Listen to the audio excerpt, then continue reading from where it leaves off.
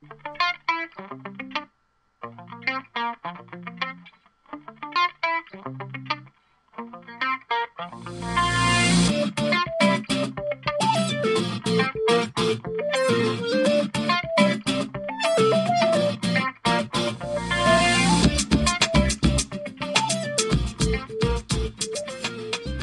is no such thing as a named range. Microsoft built an incredibly powerful and useful abstraction layer at the core of the Excel calculation engine. They call this work of genius the named formula. But then it was as if they decided that this was too powerful for the average soul, and so they covered it up with the artificial idea of the named range. But the named range is not a real construct. All we need to do is examine the refers to field in the name manager for any named range. We will find a formula starting with an equal sign. So when you name a range, you are in fact doing no such thing. Instead, you are naming a formula that references that range. When using the name box, Excel short circuits the process and creates the simple reference formula for you automatically and stores it in the refers to field. So is this just semantics? No. The Excel Hero Academy will present several revelations that should be foundation shaking for most students. This is revelation number 1. There is no such thing as a named range. All named ranges are in fact named formulas, a much broader and a much more important subject matter. There is no such thing as a named constant either. All start with equal signs in the name manager.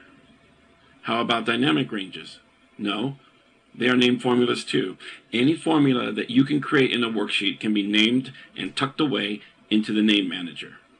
These formulas can use any combination of functions that are valid, any constants you want, and any references desired, including 3D references. A named formula can return one or many values. It can return one or many references. Once named, it can be used in other formulas, either on a worksheet or within another named formula. Any input parameter of any function in Excel will accept a named formula as that input. Even though there is no such thing as a named range, I will use the term to make the transition easier. And here is revelation number 2. Named formulas are array formulas. All of them. Are you uneasy when it comes to array formulas? Most Excel users are, but if you've ever named a range, then you have created an array formula without even knowing it. But wait, don't array formulas have to be entered by pressing Control-Shift-Enter on the keyboard? Well, when entering into a worksheet, certain array formulas do require that technique.